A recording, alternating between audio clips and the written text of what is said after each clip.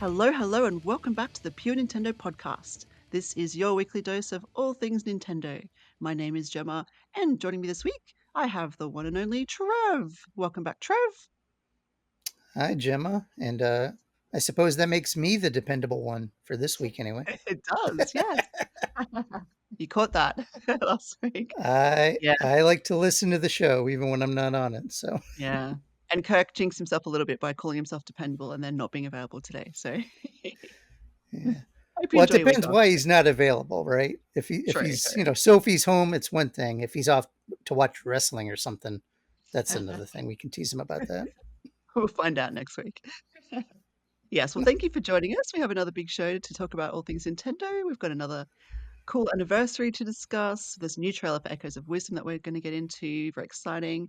And of course, the games that we're playing. Yes, so let's start with this anniversary that I briefly just mentioned, which is Metroid. And what I love about this anniversary, and you can tell us all things Metroid that in your sphere, because I know you're a big fan. I've been playing it since the beginning as well. But the anniversary was August the 6th. So during the week, August the 6th, 1986, the original Metroid was released on the Famicom in Japan, which is, yeah, 38 years ago. So a long time ago. But the cool thing is that it was almost exactly a year later, it was released in North America. So the anniversary for North America is coming up. It's August the 15th, 1987.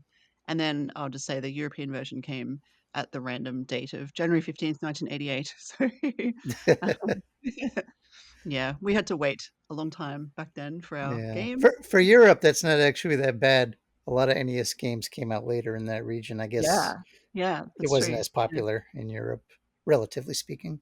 Yeah, and playing, I haven't played the original for a while, but playing NES edition of Nintendo World Championships, I've been, doing the little bite-sized challenges, which has been super cool and nostalgic.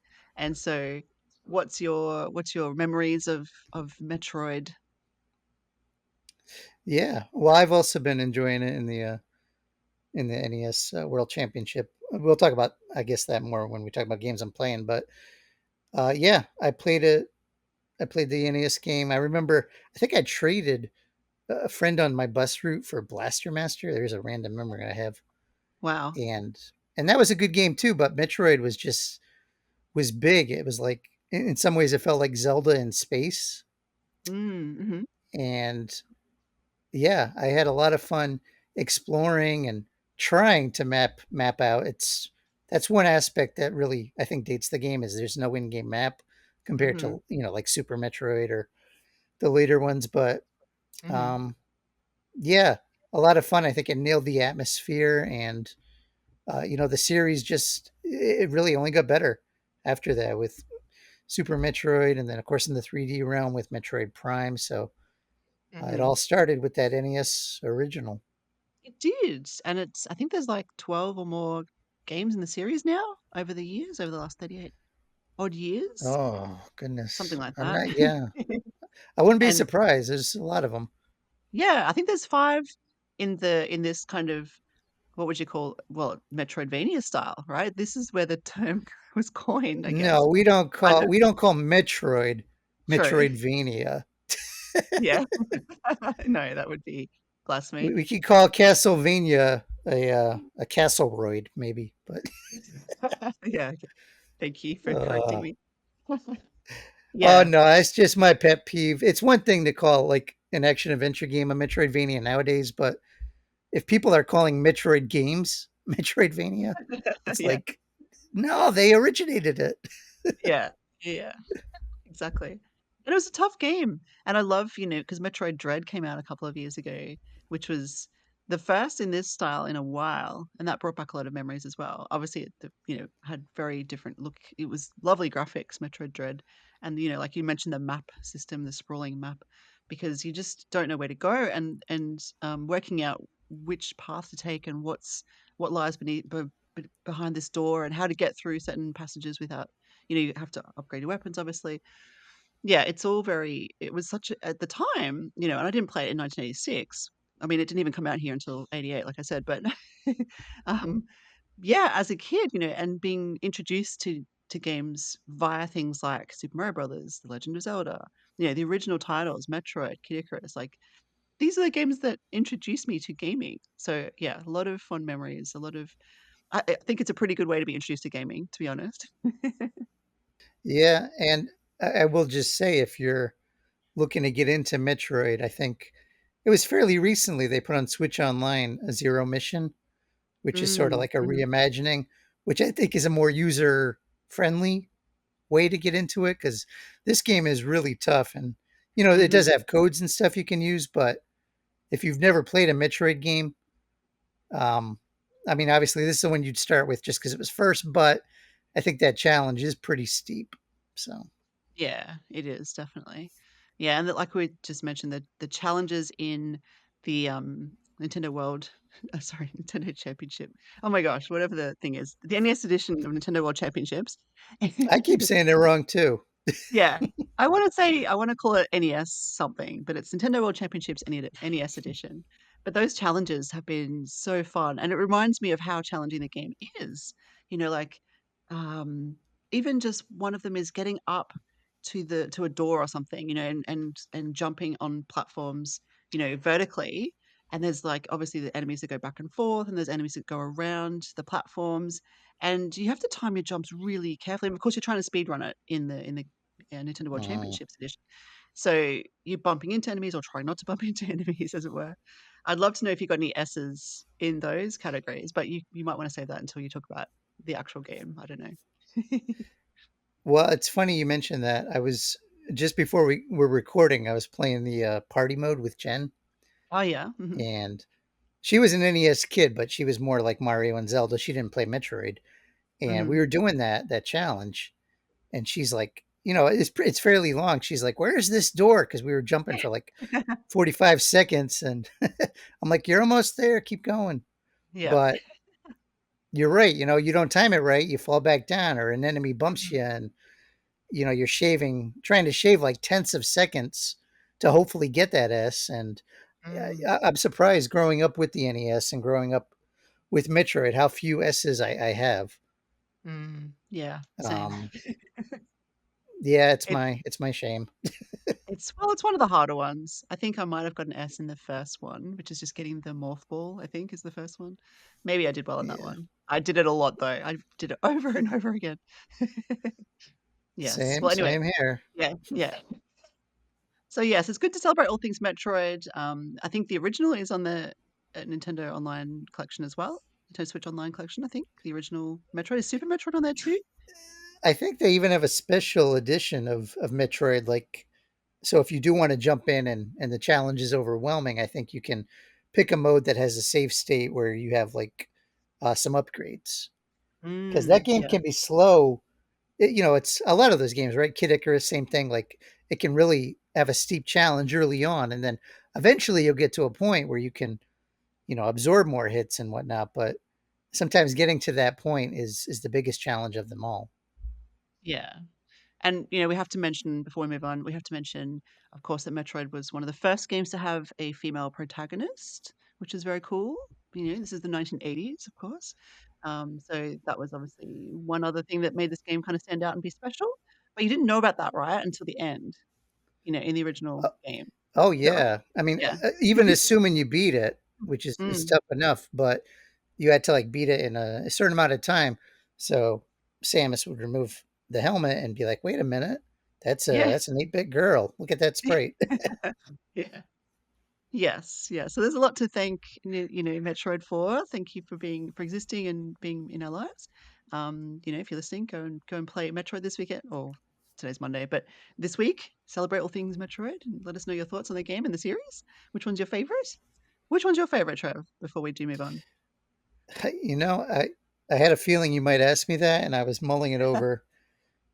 Yeah. It's it's tough to say, like because Metroid's kind of it's got the two distinct styles, right? We have like Hmm.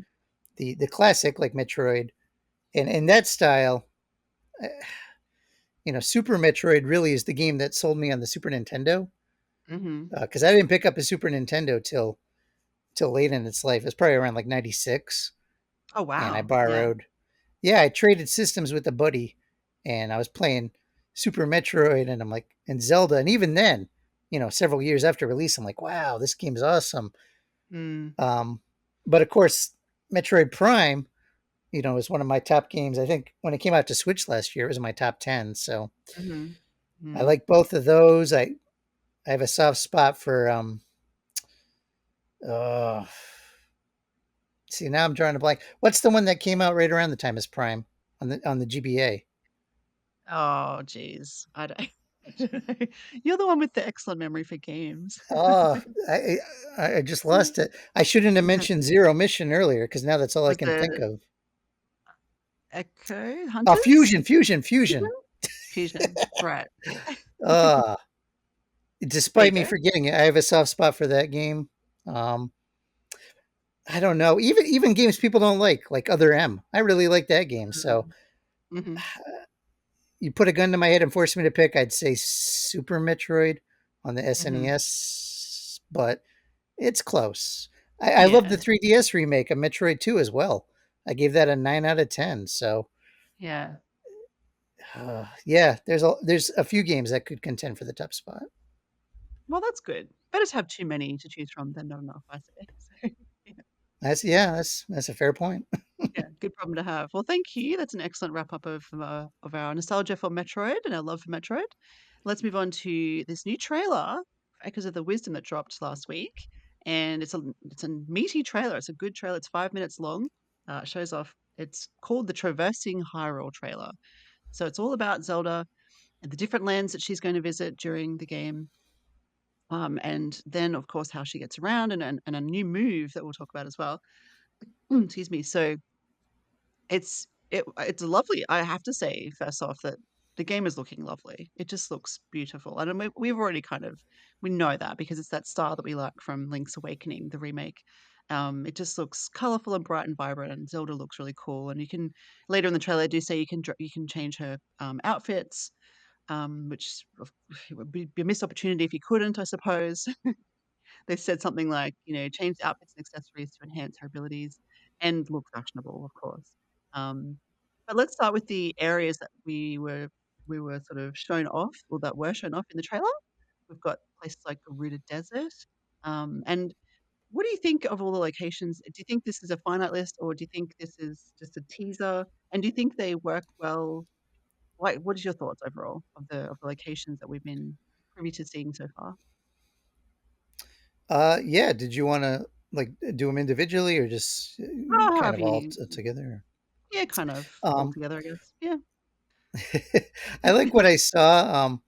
Like for the Garuda Desert, I Mhm. tend to really like the desert areas in the top-down Zeldas, especially even more so than the 3D Zeldas. I think the desert areas pop out in top-down. I really liked in Link's Awakening and in Link Between Worlds. So I'm excited for that. I hope it's bigger because in Link's Awakening, I think the desert area was just like 4 screens, even though it's kind of dense. Mhm. So I like seeing that. I like seeing the Zora waters. And uh, one thing I liked actually about both of these is from what I could pick up of the music over the narration is it sounded like they had some unique musical scores. We weren't just hearing Mm, Zora's mhm. Domain again for the upteenth time, even though it's a great tune. Yeah. It's something unique. So I'm really excited about that, especially since Breath of the Wild and Tears of the Kingdom kind of were more subdued musically. I'm hoping Mhm. we have a strong musical score. Yes, absolutely. I'm glad you mentioned that. I thought you would because you do always seem to notice the music. It is lovely. It's It so does sound important for me. It is. I agree. I do. I very much agree. And I hope, yeah, I hope the whole soundtrack is brilliant, but I'm sure it will be. Yeah, and I agree with what you said about the desert. Of course, I think in the trailer they showed sort of some cute little things like she can take a nap in the desert in the sun. I don't know how practical that is. It's pretty hot. But, hey, why not have a rest in the middle of the desert? And even the water. You mentioned the waters, Jabul waters, if I'm saying that correctly. Um, and I mentioned the graphics at the start, but it just looks like the water is like shimmering. It's beautiful, even though it's like a cartoony style of graphics. they've managed to squeeze so much out of it, at least in the trailer. It just looks pretty stunning, I think. You know, it's a combination of Hmm. those, you know, bright and colorful kind of they almost look like the trees. They kind of look like, I don't know, little models, like little, not Play-Doh exactly, but like little plastic models. It could be a play set or something, right? But then the water in the background or underneath or whatever, just is like this, yeah, oasis almost. It's beautiful. Yeah, I think I mentioned it before, but when I went to E3, the last E3 turns out, but Mhm. Yeah. the line for Zelda, they had those diorama like play sets set up, and it Mm, looked mhm, very much like it did in game. So I'm not sure if they use some type of process where like they digitize like I don't know models or photographs or whatever. I'm but I think it's a striking style, and I'm glad that that engine from Link's Awakening is being reused because I feel like it'd be a waste if we just got that one off. And it's just impressive what they pull off because the Switch is old hardware at this point, mhm. and Yes. I think maybe the top-down Zeldas in that respect age better than some of the 3D big Zelda adventures, just because Yeah. the technology it's not so much dependent on technology as it is like artistic vision. Mhm. That's a really good point. Yeah, I totally agree. Yeah, they do manage to squeeze every little ounce they can out of the humble Switch processing power or hardware. Um, Mm. and it seems like in each of these locations, you know, Zelda's talking to different people. So I guess I love that we're getting a glimpse of, you know, we meet the Gorons and the Zoras, and she's doing little side quests and things. It seems like it definitely gives, you know, the impression that this is a big world. We know Hyrule's big anyway, but sometimes the top-down Zeldas can feel maybe more constrained or less open than the likes of Breath of the Wild or Tears of the Kingdom. But this feels Mm. it feels big in the trailer. It feels like she's got a lot to do. Zelda's got lots of places to go, lots of people to meet. Yeah, it's going to keep us busy, I think, by the looks of it.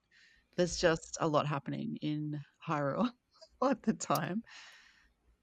We've got Yeah, I really like seeing the quest. mhm, Side quests I think are important, and um, to your point, I think maybe traditionally the top-down Zeldas have had maybe a little less in that respect. So I mhm, think that'll be fun. I think that'll give the game longevity, and absolutely. Mm, I'm hoping that when the credits roll, uh, the completionist in me will want to go back. I'm hoping to see that. Oh, maybe I missed this character or that character. I'm hoping there's some type of indication, mhm. so I can go back and try to 100% and hit every single character, every single request. Yeah, exactly. Yeah, same. I do hope that's that's the same feeling I get. I'm sure we will. We will have that feeling. Um, yeah, and it does feel like, yes, we've had quests before. Like we had those, you know, like collecting things and helping people out in the top-down Zeldas.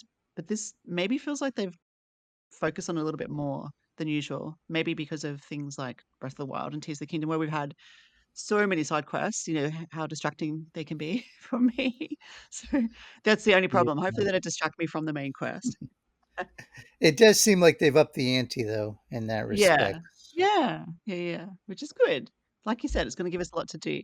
Um, so the other thing they mentioned, or one of the other things they mentioned was travel waypoints, which, you know, they're little, what are they, like little statue kind of things that you find, and then you can easily travel. You know, the Zelda titles, they always have some kind of fast travel sort of style. So, you know, because the world is quite Mhm. big and it's a lot of backtracking, you don't want to make it too, I guess, onerous. So that's good to have that in place. But I think the thing that I love the most has to be the horse riding. Mm. Zelda getting on her little horse and going for a ride. Sorry, what were you going to say there, Trip? Oh no, just I concur. I was surprised to see that in the Mm, top-down style. It just makes me wonder how big is this yeah. world? It's Hmm. obviously not just a recycled map of the Hyrule we know from like Link to the Past or Link Between Worlds or Hmm. Link's Awakening, whatever. It seems like it's going to be even bigger to justify having horse travel. Yeah, exactly. Absolutely. Yes, it does seem that way. Why else would they have it? And obviously we have just come off Tears of the Kingdom and Breath of the Wild. We have well, Breath of the Wild is a few years old now. You know what I mean? Tears of the Kingdom is more it's that's a year old. That's obviously got lots of horse riding elements to it. Maybe it's trying to get fans of the 3D Zeldas into the world of top-down Zeldas because, we've talked about before how some people younger players have more or less grown up with the likes of Breath of the Wild and Tears of the Kingdom. My son, for example, my eldest is only 13. He's only played Tears of the Kingdom. Like that's oh, sorry, he did play Skyward Sword a little bit, but that's his Zelda. That's his memory. Like we have the memories of the original Zelda on the NES. He's going to have memories of Tears of the Kingdom, which will be interesting Mm, when he's our age. Um, so I feel like if they're trying to help people navigate both the styles, that's a really good thing. You and I play both, we like both, and I suppose for us it was Ocarina of Time got us into the 3D realm because that was mhm. the first one, and that did a really good job. So this does the job of Ocarina of Time in a way. It's not a new like, we've had top downs before, so it's not new exactly, but it's a Zelda title, like, as in Zelda is the protagonist, that's new.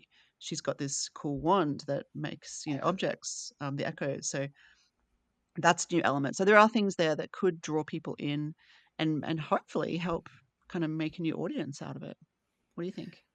I think you're right that they're trying to sort of balance some of the mechanics from the big Mm, 3D adventures into the top down realm, and it's a good idea. Like I have a friend who's sunk hundreds of hours into Breath of the Wild, and yet she mhm, struggled with like Link's Awakening because mm, she wasn't used to like that linear design. She wasn't used to traditional dungeons. mm, So now with this game having, it seems like it's a lot more open because of the mechanics of creation, where you can go here, there, and every where. I'm not sure exactly how it's going to work, but it seems like it has more of that Breath of the Wild design within the construct of a top-down Zelda. So best of both yes. worlds. Yeah, definitely. So I have to mention the carrot because that was adorable. So, we're talking about horses. If you have the carrot echo, Zelda can conjure a carrot and your horse will come running from wherever. That's a And good idea. I lost so many horses in the other Zelda games. It's like yes. you try to whistle, but you're too far away, and then it's like where were Yeah. they? And ugh. Yeah, same, exactly. Hyrule is very, very big. But, I don't know if you caught this as well, but it was at that point that they mentioned traveling the overworld in the trailer. They said this. They said, "This will help Zelda travel the overworld." And I'm like, "Wait, does that mean there's an underworld?" Like, why would they mention the Ah, overworld? Why would they mention that specifically if there was no how we've kind of speculated because they mentioned Link was playable. We kind of speculated that maybe we get to play as Link in the wherever he is, the realm that he's currently in, which would be an underworld. Maybe that's what that refers to? I don't know. What do you think? I hope so. Of course, knowing Nintendo, it could just be distinguishing that from traveling through the dungeons on horse, but True, true, true, true. I Yes, hope you're right, Gemma. I really do. yeah, well, I definitely picked up on that word and I'm like, "Oh, okay, overworld. What does that Well, mean?" that was a big part of Tears of the Kingdom, right? Going into the depths. I mean, it was as big Mm, as above ground. So maybe, and that'd be yeah, awesome. yeah, yeah, be very interesting. There was something about smoothies. I think you can make food like drinks. I didn't quite catch what they do. Like, do they help you? Do they give you powers? Do you remember in the trailer? Um, Not exactly. I'm hoping they're more like, I gotta be honest, I'm hoping they're more like Skyward Sword than they are like Breath of the Wild, Tears of the Kingdom, Mhm. because I think I mentioned before, I wasn't that into cooking per se. Like I'd make Yeah, dubious food. yeah. So Jen liked cooking, but I feel like for a top-down Zelda, maybe that doesn't fit quite as well. So I'm hoping they're just like in Skyward Sword, like how you could amplify like potions and stuff like that. I'm hoping it's more like a side thing like that. Um, Mm. but maybe you can make a dubious smoothie. Who knows? Yeah. Well, it looks like she bought it from the Deku little guy, like from a shop. So I don't know. Maybe you have to give them the ingredients. Not sure how. Doesn't seem like it's as in depth as yeah the dubious food creation in Tears of the Kingdom. but it does grant you, say, resistance to electricity or resistance to fire, that kind of thing. But there's in the trailer, it does have a spot for a new smoothie combo. So I guess you have to find a recipe or present ingredients, and maybe the Deku little guy will give you a new type of smoothie, perhaps. Yeah. So maybe it is a bit of a hybrid. Like you're not making it yourself, but you still have to produce yeah, the ingredients or whatever it is. Something like that. Maybe the Mm. residents of Kakariko Village will ask you for a specific smoothie, and then you'll have Yeah. to make it and deliver it. Yeah. It could be, honestly. Exactly. So then, we talked about the accessories already, which makes you look fashionable, etc. But this was like a complete surprise. The new ability was highlighted in the trailer. It's called the bind ability, which allows you to move objects. It looks like, and Zelda holds out her wand. What's the wand called? I can't remember what it's called. The you would ask me that. It's on the Sorry. tip of my brain. I can't think of it. Anyway, if it It's comes to you, like it comes to you. try. No, Is I it the can't remember. staff? Is it? Oh, try is the little floaty little fairy. I think that helps. Is it a staff or something? Anyway, she All I'm points it. remembering is try. Maybe try is the name of. Is that the rod in like ethereal form, or I don't know. Oh, maybe. Yeah. So she can use this ability, the bind ability, to move objects, which you can use on echoes. Looks pretty useful. Obviously, you can lift up rocks, lift up enemies. But it looks like a glowing greeny blue light that goes around the object. I mean, it looks exactly like Ultra Hand to me, right? Did you think the same thing? I'll tell you what I thought, and you'll Okay. get a kick out of this. I don't know how many of our listeners will get a kick out of this. I hope if you follow us, we like Simpsons. Do you Hmm. remember the episode where Nelson was the star quarterback and Yes. he picks up Bart and uses Bart as like a human shield to run through the opposing team? Yeah. That's what I was thinking of because they showed like Zelda had an enemy and she just kind of like running into others. And I'm like, that's what I want to be doing. Just like Yeah. making human shields out of all these enemies. I don't know if there's limits on that or if you can only do small ones, but that's what I thought when I saw that. And I was cracking Yeah. myself up. Oh my gosh, I love that analogy because I do remember that episode. I do love the way that Nelson does that because he's just like, I'll just do it myself and just Yeah. yeah, grabs the thing, He, grabs the person. he's polite though. He does say, "You all right? How you doing, Bart? You all right?" Yeah, and I love he could go to the end zone to score, but then he actually goes sideways to knock one more person out of the way. Yes. So funny, Uh, so funny. Yeah, very, very good. Yeah, definitely reminds me of that. So yeah, I think we've already kind of mentioned how the Nintendo's trying to bridge that gap between the 3D and the 2D, maybe get fans who love Tears of the Kingdom into this game. And this is a good way to do that by using something similar to Ultra Hand. It's not Ultra Hand, but it's similar. I don't think you can rotate objects, for example, like you can in 3D in Tears of the Kingdom, which gives you that 3D kind of movement sphere. yeah. This one is just holding on to them, but you're definitely moving them in a certain direction. I love how you can use it to kind of solve puzzles. Like she's kind of latching onto a moving platform, and then like Zelda can actually traverse a gap by binding to this platform.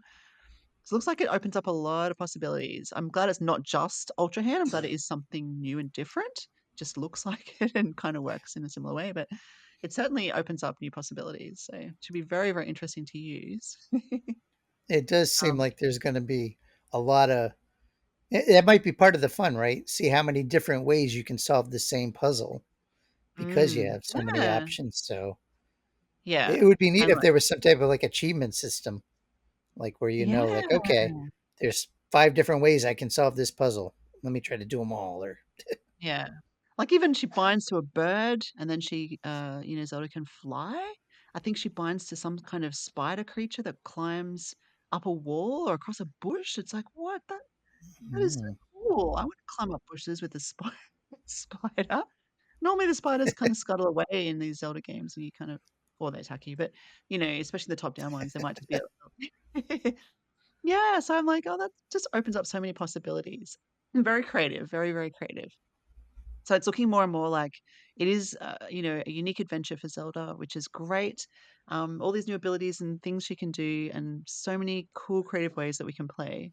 Yeah, certainly looking good. And then I have to just ask you the question because at the very, very end of the trailer, they talk about the kind of what do they call it? The whatever's clinging onto Hyrule. This, you mentioned the depth there. It does look a bit depthish. It's a bit more purple than red though. But Mm, obviously, Hyrule's been taken over by this kind of cataclysmic event. This purple lines that swallowed Link in the original trailer, and then right at the end, does she hop in to this world? It looks like she jumps into this space.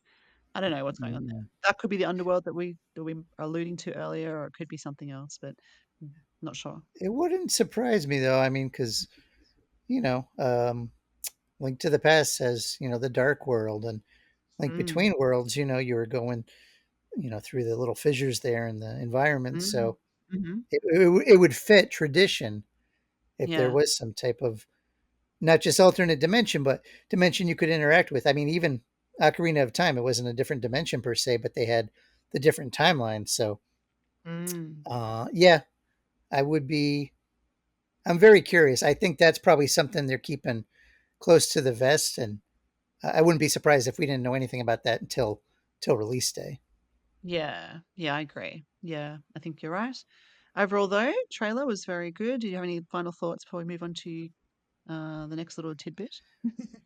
Um, no, it's fun to think about. I did just want to mention I kind of like the idea of the different outfits.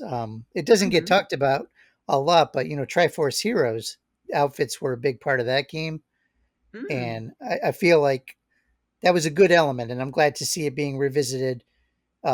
In some sort of fashion. Anyway, I'm not exactly sure how big of Yeah. a focus it's going to be, but it intrigues me. It's fun to think about. Was that a pun in some sort of fashion? Oh my goodness, it was. I'm going to say, yeah, I planned it. Nice. I see what you uh, did there. yeah, let's Yeah, go with that. yeah. Well, the other little echoes of wisdom, little tidbit I wanted to share with listeners was that Best Buy has a bit of a pre-order bonus in the form of an acrylic display, and looks like GameStop also has a fabric poster, both of which look really cool. I'm not sure if I haven't looked into pre-ordering here in Australia yet. Um, I have to see what EB is like the main game place here in Australia that does these kinds of pre-orders. We don't really have Best Buy over here or GameStop, but the acrylic display, for example, just looks so cool. It's a bit like the thing you were talking about sorry, E3, right? Like these little characters. It's probably a smaller scale than the one you're talking about, but it's like a little diorama almost. It has these little pop-up Zelda, and she's got her um, staff, wand, whatever we're gonna call it, the little fairy, and a little like Octorok or something kind of in the foreground there as well. It just looks like a neat little, I don't know, neat little thing to have on your wall. And then Tri-Rod. I looked it up. It is Spyro. Tri-Rod. Yeah, you're right. Yeah. Nice. Huh. Yeah. I wonder And if it's like in Minish Cap how Eslo is also the hat. Like maybe Tri is the rod. Like he one and the same. I don't know. oh yeah, probably. Yeah, I'd say so. Why else would they name it the same, right? Yeah. And, GameStop has this cool fabric poster, which, it's a big sort of close up of Zelda with the Tri-Rod and the fairy Tri as well. Looks really nice. I think if you're going to get the game, um, yeah, I think if you're keen, like a fan, yeah, check out these kinds of deals. Are you considering pre-ordering? What's your status on that? I am going to. One of my big regrets with Link's Awakening is I missed out on. They had like an art book. I think you could get. Mhm. I'm not sure if it was a pre-order bonus or if it was like they had a deluxe edition, but anyway, I felt like it vanished quickly and I never got it. So, like with Mm. with Tears of the Kingdom, I pre-ordered and got like a wall scroll. Oh, yeah. So, Mhm. I'm That's probably going cool. to go for the poster just because it's less stuff to dust. Yeah. Um, but I agree with you. It looks really cool. So I feel like you can't go wrong either way. But if you're going to get it, you might as well get the goodie because it's not like it cost any more. Yeah, exactly. And I'm looking at EB Games, just if there are Australian listeners, I can't see anything on their site about pre-order bonuses at this point. Maybe they'll add something in the next couple of weeks because it comes out, 26th of September. It's not that far away. It's only about 6 weeks away. So not too long to wait for the final game. I'm sure EB Games will have some kind of special. It may be one of the things we've seen in the US, such as the poster or the little display. I'm not sure yet. If I find out, I'll let you know. Yes, it's good stuff. Probably no new amiibo though, huh? They would have said it by now. Ah, that would be so cool. Yeah. No, I guess not. Hey, I wish they would do more Mm, new Amiibo. Like, I love that they re-released things, but it'd be so yeah, good to have some new ones. Yeah, look at that. Zelda would be great as an Amiibo. I could see her in my I collection know. very easily. You could put her right next to the little Link's Awakening one because they have the same Yeah, style. exactly, exactly. I would too. Get one with the horse. Um, Oh man, so much oh yeah, potential. so much potential. And imagine what it could do in the game because this game uses echoes. I mean, she could unlock some secret echo or something, or just like a special echo, something that you can only get from the amiibo, which you wouldn't need to complete the game, but would just be different and cool or something. I don't know. Yeah, I think you could really do something. outfits for the horse.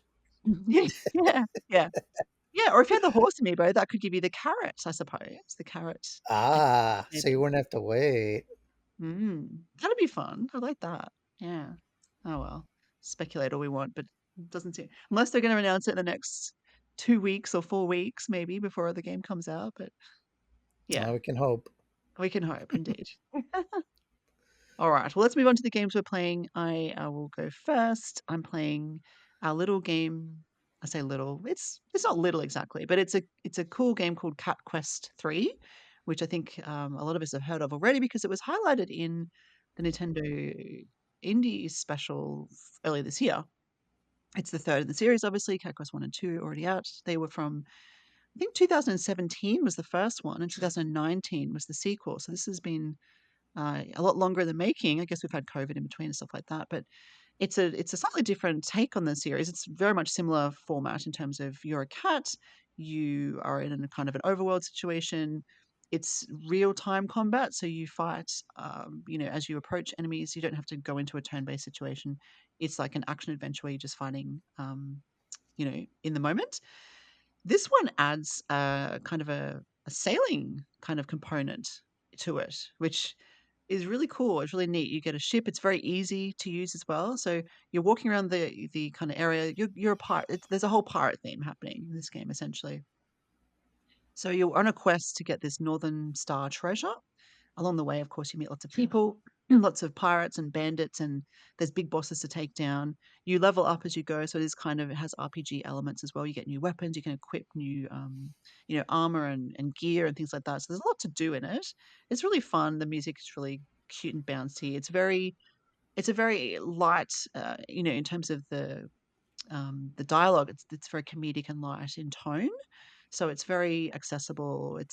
But it's challenging, and there's two modes. There is a hard and an easy mode, and I don't know off the top of my head if the previous two games had that element or not. I don't know if that's new to this, or I think they probably did, but can't tell you for sure. Um, but it looks lovely. It's very bright and colorful, cartoony. It's kind of top down ish. It's not quite, the Legend of Zelda style of top down. It's not that so super isometric, but it's almost that level. It's a little bit more to the side. Like it's not third person, but you know what I mean? It's like a little bit more downwards, Like an sideways. isometric. Kind of, but it's slightly on a different angle. You're more. It's more like. Do you know when you're playing something like? Oh, is it like that? I was thinking something like, Final Fantasy or one of those kind of square games where you're in between exploring areas, you're in this kind of top down overworld situation where your characters are really big and the world's really small. It's a Okay, yeah, I got you. bit like that, a bit like that. Obviously, it's more detailed and colorful, and that's your main world. So you're not going, and the world doesn't get bigger or smaller. You're just traveling more or less from island to island and having these kinds of battles, collecting treasure, yeah, and bounty. There's heaps of side quests as well. So that's the main quest, but you can also do these little kind of cave adventures, which give you different treasures and things.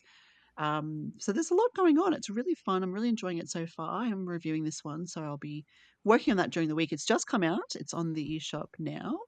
It just came out last Thursday, I believe, and yeah, I think, I can't really give you a score at this point because I'm pretty early in on it, but definitely enjoying it.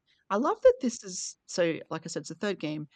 Even the first one in 2017 came out not quite simultaneously, but almost simultaneously across all devices. Like it wasn't like a late port for the Switch.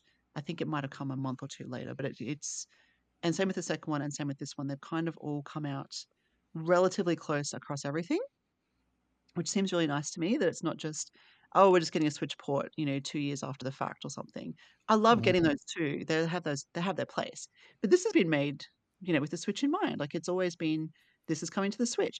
And you can tell it sort of feels like it works really well in handheld mode. Like it looks great on the TV as well, but it feels a little bit more like a mobile experience. It's just has that kind of quick paced element to it that kind of feels like a game on the go a little bit as well.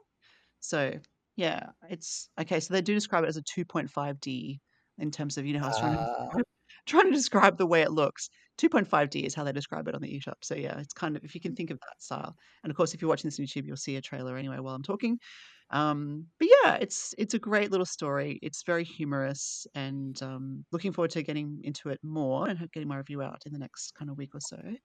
So, any questions for me about that one? not a question, but I just mentioned for Mhm. for anyone listening, I was looking. It looks like if you're interested in the whole series, they do have a Mhm. trilogy package which just came out Oh, in yes. North America yesterday. Or Mhm. well, if this will be up Monday, it'd be a few days ago. But if you want to get all three, and it looks like it is a little bit cheaper than regular price for these games, it's $39.99, and like this, the third one alone is 20. So Yes, you're um, right. Sorry, I did see that somewhere. It's not in my list of the download for the week. But yes, I did see that somewhere. You're absolutely right. I think that's a great deal. I think we have, I don't know if we have one or two or both. I can't quite remember. We definitely have at least one of the previous ones. One of my kids really loves it as well. It's really cool. This one also, one of the actual things I should mention, and if you played the demo, you'll know this already because there was a demo. There was, and there is still a demo. So if you're kind of curious about this game based on what I'm saying, just go and download the demo. It's completely free. It does have local co-op, so you can actually play with two people. And my son and I tried this when the demo came out a few months ago. Works really, really well. It's very easy to do. It's not there's nothing missing from the second player. It's very much you get to do the same kinds of things. So yeah, it's very fun and accessible and kind of adds to the experience, I think. So yeah. I love that this has taken like a slightly different direction in terms of adding the nautical element, like the pirate nautical boat, seafaring elements. Don't know why I need to describe it in so many terms, but you know what I mean. And then the co-op things as well. It just means it's not just another entry in the series. It's actually bringing a lot more to the table. So definitely check it out. If you've liked the first two, I'd say you get a kick out of this one for sure. That's what I'm playing at the moment. And I'm very interested now to hear about your experience to date with Nintendo World Championships NES Edition, which we kind of mentioned briefly earlier, but I know your reviews with us. So yeah, what's your final thoughts there? yeah, well, of course, if anyone's listening to this, saw on the site, I give it a 7 out of 10, which is not as high as I would have hoped. It's not necessarily a recommended like on Metacritic, right? Because I think you got to be Mm, 7.5 or more. But it is still a good score because we used the full 10-point scale. hmm Um, it was a situation where, oh, and I should add, I love the comments from last week's show that I mm, think a couple of you shared, a couple of our listeners shared. Um, but somebody mentioned about like compared to the NES remix, and that was a comparison I couldn't help but make because they are so very similar in structure and even some of the challenges themselves. So my main issue with it, not that it wasn't fun, because it's a lot of fun. I enjoyed it solo. I enjoyed it in party mode, and I'm still going to enjoy it as I try to get all S ranks and playing with Jen and other friends. But you look at the NES remix games, and they just had a lot more representation of Nintendo's first party efforts. on the NES. So I look at a game like this that only had a baker's dozen of games, Mhm, mhm, and it just feels limited. And I'm paraphrasing from my review here, but basically, it's this the Switch has been so successful. I feel like it's led to Nintendo going through the motions in some respects. I don't feel a game like this they would have did during the Wii U era because sales were struggling, so they put their best foot forward, right? The NES Remix games had a lot of effort at a fair price. This mhm. edition, even though it's fun, is a weaker effort, and it doesn't offer as much for the price. And I just don't want to see Nintendo develop these bad habits because heck, even a bad habit game like this is still a good game, right? But what Mhm, happens mhm. when we have the Switch follow up? Because history shows that it's an indication that Switch 2 or Switch Pro is not going to match the success of the Switch. It's never Yeah. really happened with Nintendo. So Yeah. this is a good game, but I just feel it's too limited in what it offers. And of course, obviously, it's very online focused. What Mhm, happens when the online servers go down? You know, mm. ask me what happened with Mario Maker on the 3DS or Wii U. I mean, so Yeah. yeah, you want to learn more, you can read my review. But a good game. But as an NES fan, as somebody who grew up with the system and somebody who just sees so many great games that aren't in this collection, I just wanted more. Yeah, fair enough. I think you've gotta be when you're reviewing a game, you have to take all sides into account, and give a fair summary of, yeah, what it presents and what value it gives to players. So you've done exactly that. So yeah, thank you for that. Um, I do want a bit of a segue because, you mentioned comments from last week. We did get a comment. I'm sorry I didn't mention this at the start of the show. I didn't see it. It just came through kind of not that long ago. We did get another comment from Jose. It's not about NES Edition because last week we were talking about Sonic and Mario at the Olympics, or Mario and Sonic at the Olympics, I should say. And I just wanted to call out. Thank you again for your comment. He agrees that it would be missed, and he had a lot of fun with those games and family over the years. And, I love this point. He says, "Imagine if they had done a Paris edition of the Olympic Games with the new breakdancing event in the game, and that would have been awesome to see in the game." And I agree. I think that that would be amazing. And that's one thing that's missing. I'm sorry to segue from NES edition, but, um, Oh, no that's worries. the Olympics obviously add new events every time. The Mario and Sonic games could incorporate those, make it new and fresh. So, yes, thank you for that comment, Jose. Um, I sorry. actually I almost booted up. What was the last Mario and Sonic game we got on the Switch? Um, I can't Was even it think To of the name of it. was it at the Tokyo Olympics, or was there a winter Was it? one? Anyway, I almost booted it up because I listened to the show Huh. last week, and I'm like, man, I haven't played that in a few years. But um, yeah, Mm, I'm glad to have that. And I think you mentioned it's part of that sale that I think is still going at the time of this mhm. recording. I believe so, So yes. Yeah. Yeah.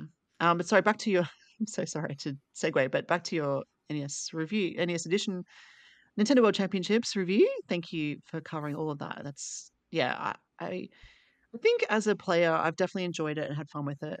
And I haven't been tried to be too critical because I've just enjoyed it. But I totally see your points.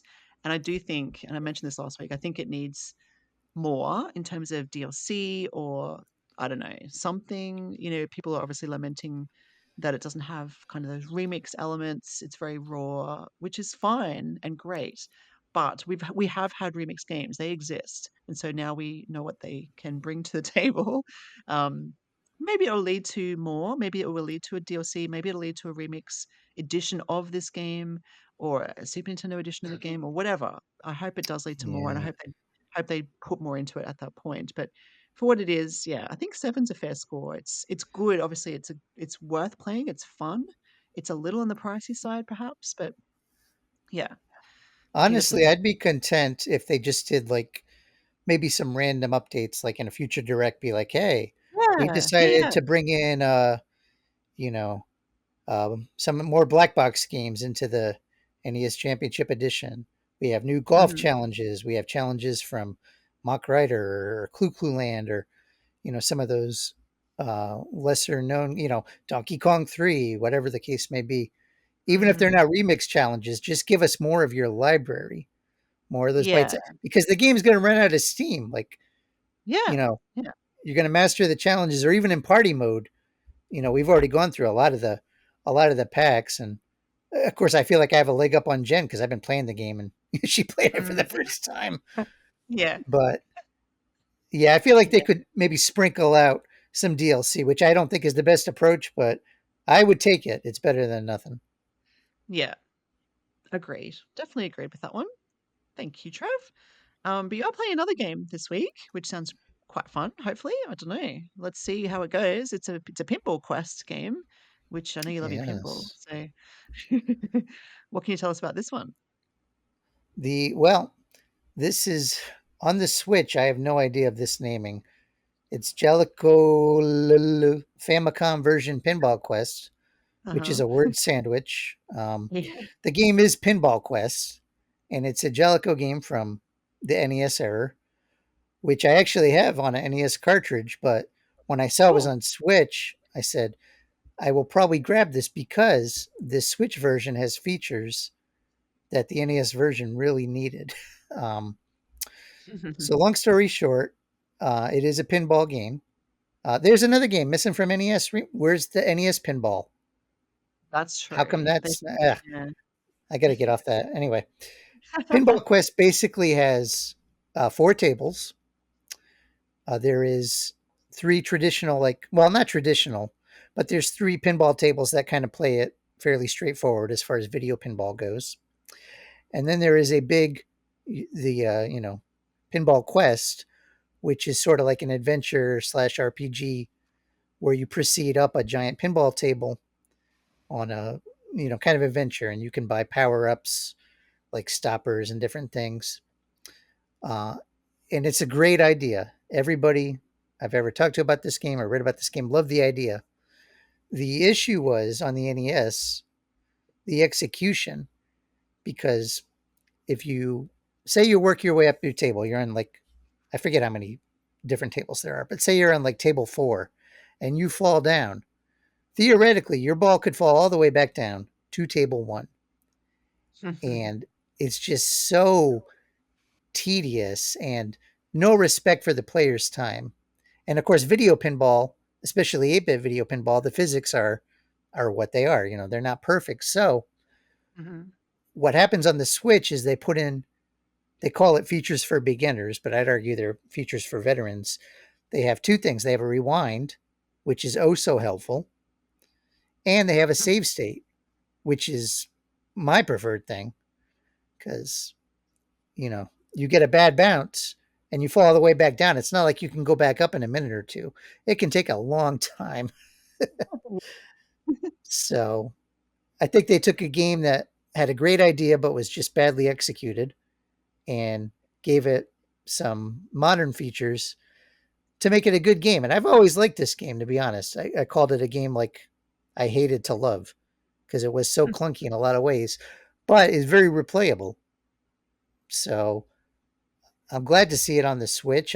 It kind of flew under my radar, maybe because of this terrible name, Yeah. but Yeah. I think they mentioned in the listing too that this is the first of these type of games. So I'm hoping that we see more of these because Yeah. I love the NES and I love to see some of those NES hard games. I'm not that this was necessarily NES hard, but it was definitely hard. I'd love to see them updated with these features that make them just much more playable. Yeah, exactly. No, you're right, it does say that. It's the Jellicoe, I don't know what the LLE is, but Jellicoe L? I Anyway, have Jellicoe no version. it's a series of Jellicoe Famicom titles that they're re-releasing, and this is the first one, so I guess we can look Yeah, forward to more, which is cool. And it is and on they have special some good for ones. too. Yeah, well, that's good to know. Do you have I'll any be in mind that you would like to see? well. I was thinking about it. I don't know how it works with like publishing versus developing Mhm. because a lot of the games they published, but they weren't necessarily developers. But um, True. they did a basketball game, Hoops. I like that a lot. They did, of course, the bases loaded games that I know Justin also really liked. Mm, Um, they had a game called Wampum, which is sort of like a maybe like a Mega Man type style game. mm, So again, I don't know with some of the licensing rates how this is going to work, yeah. but um, yeah, 7.99 this was, and I got it. I think it was 10% off, Yeah. which Yeah. is a little more than you know virtual. Well, we don't even have virtual console anymore. True. It might be a little high for an old game, but at least it is a full game. And there's four Mm, tables, like I said, in this game. So if you break it down per table, there's actually a lot of game here. And mm. I'm a pinball fan. I wish Kirk was on this episode. I know he's a pinball fan too. I'm curious what he would think of an old video pinball Yeah. game like this. Yeah. Yeah, same. But Exactly. Yeah, it is on sale 10% off, like you said, until the 15th. So, a couple of days after this podcast episode launches. So, yeah, if you're interested, check it yeah, out. I Definitely. am undecided if I'm going to review it simply because I have my own little private podcast on the side, and I talked about this game maybe about a year ago. Right. So I'm not sure what I Yeah. could add. I kind of like to keep that content separate, but I Mm, don't know. mhm. Maybe I'll put something together. I'll have to see. But if Yeah. anyone's curious, I do recommend it because it's a Yeah. game I've always liked.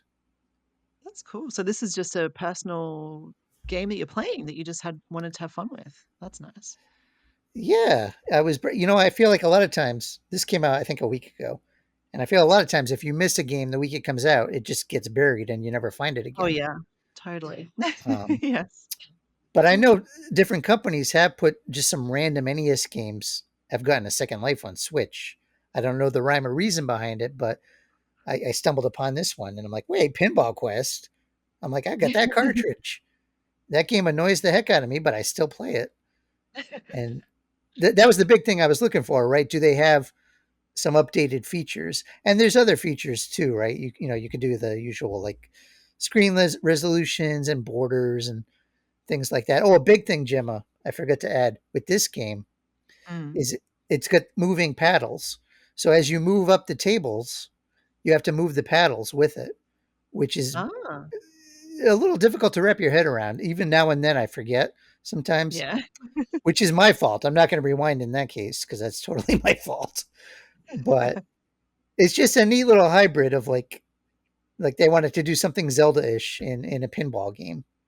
And Mm. I love the idea. I feel like the execution was off. These guys weren't the only ones who struggled with it. Mario Pinball Land on the Game Boy kind of has a similar structure, and I think even Nintendo struggled with it. So, Yeah. but It's I like hard. the idea. I like the idea. It's a great idea. Pinball is pinball, but when you kind of have a game version of it, a virtual version of it, what do you do to make it different or unique? You can keep it true to its form. And I think some of the games you've talked about in the past are like that. Like it's meant to replicate a table, but or do you change things up and make it interesting and different and somehow special because it's a handheld version or sorry, a virtual version. And this can be Mhm. played in handheld because it's the Switch. But yeah, like what was the Gators Revenge one back on the Game Boy? I used to love that. Oh yeah, I love that game. Yeah, it was so fun. I thought that was a different take on things. Yeah, Um, yeah, that was same good fun. guys who did Kirby Pinball Land. That was Hal. Oh, there you go. Yes, excellent. Yeah, it obviously has its place. There's lots of pinball games out there, and they have their fans. So yeah, let us know, listeners, if you're a pinball fan and what's your favorite pinball game. Um, and we're almost out of time now, so we just wanted to mention quickly that another kind of new game that just came out this week, which we haven't had a chance to try yet, but is a biggish title, is SteamWorld Heist 2, which is also out now. We're big fans of the series, aren't we, Trav? And so we kind of hope it does well and hope it's actually a decent sequel because they don't often do direct sequels in this series. They kind of branch out into other genres and things. Well, they did Dig too, but It did, obviously yeah. they have that one you reviewed. Was it last year? Like the Builder. Yeah, SteamWorld Build, that was a and really good one. they Mm, had that card one that the name escapes me at the moment, but that's the one I haven't tried, um, is that one. yeah, Yeah. it's pretty good. I'm hoping we get a review code. I did reach out. Um, Typically, they've been pretty good about giving us codes, but this is a game I'd buy even if we didn't get one because SteamWorld Heist is one of my favorite games of recent years. I got it on Wii U, Switch, and 3DS. So There you go. Yeah. No, it is a good one for sure. I think that's also a little bit, because you were playing the Jellicoe Famicom version Pinball Quest, just because you wanted to. That's a good recommendation for a game if it's something you're not reviewing, you just actually want to play it. That kind of speaks a little bit more, I suppose. Like, I just wanted to play this game.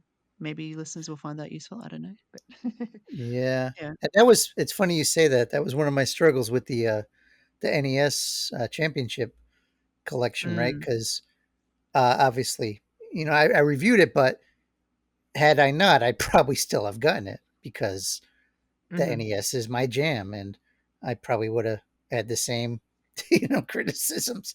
But Yeah, true. Yeah. even with that, I wouldn't be shocked. Like at the end of the year when we do our top 10, if this game just scrapes the bottom, ends up being like my number 10 or something, it Mm. wouldn't shock me.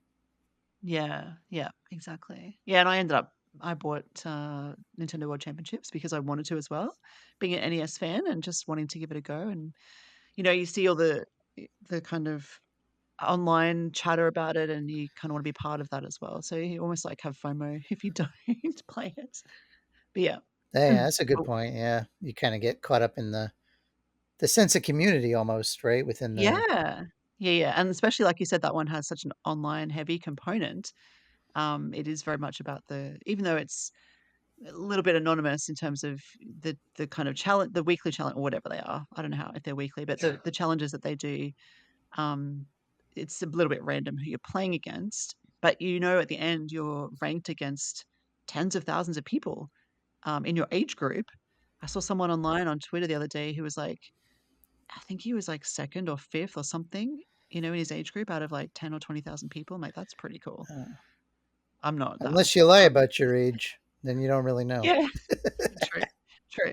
But no, I'm not. I wasn't in the top anything. I mean, I was like 10,000 out of 20,000 or something. So Oh, yeah. Gemma, I was like, what I was like in the top maybe two thirds. I'd go like, oh, you're like 65%. It's like, what? I grew up with the NES. I You're telling know me I'm not even in the top half? it's crazy, hey. Yeah. Maybe people Uh, just played it. Like did the yeah, did the challenge repeatedly until they got really good at yeah. it or something. I will stress though, and I think I mentioned this in my review. I like this game even though I'm not really into speed running. You know, that's not my. It goes against the grain. Like the first time I did, Mm, like I think it was the final Zelda challenge where you have to beat the first dungeon. Like I mm. couldn't help. I'm like I'm going in every room. I'm picking up rupees. I'm killing enemies I Yeah, don't have to. And then I'm like, yeah, see, I'm like, all right, I'm supposed to be rushing through this. yeah. So Yeah, exactly. uh, Yes. I know what you mean. It's like in Mario too. I just want to collect the coins, but no, no, no, keep going. Push through. Don't jump on the Goombas. Just jump over the Goombas. yeah. Yeah. It's fun in that sense. I agree. Yeah. Anyway, we've hit the hour mark, so it's a good time to wrap it up. But any final thoughts before we close off the show, Trev? No, just I wish everyone good gaming no matter what you're playing. Yes, yes, excellent sentiment. Thank you. And thank you, listeners, for joining us again this week. We really appreciate your patronage. And we hope you enjoyed the show. Let us know your thoughts. Leave us a thumbs up on YouTube, or if you want to leave us a comment, we do read them all, and we really appreciate those likes. So thank you so much. And if you would like to follow us, we are on social media at Pure Nintendo. You can get onto Twitter/X or Blue Sky or Mastodon. We're also very close. I know I keep saying this every week, but we really are close this week to finishing our magazine. I have one more article to put through, Trev, which is your final one that you sent. And then we'll be Ah, heading off. Yeah, so we'll be getting the printing done in the next, I guess, week or two. So, wait, that makes it yes, sound like it's my fault. The issue's late. no, no, no, no, no, I'm not your just fault. teasing. I'm teasing. It's not.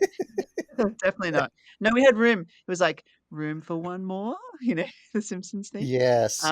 We have room for one more, so we squeeze in another article. And yeah, if you want to get a copy though, please jump over to patreon.com/pure Nintendo, and we will send you a copy in the mail, just like we used to get back in the day. Magazine to hold and to keep forever. So very excited to get that into your hands. But until next week, thank you and game on, everybody. Bye. Thanks for listening.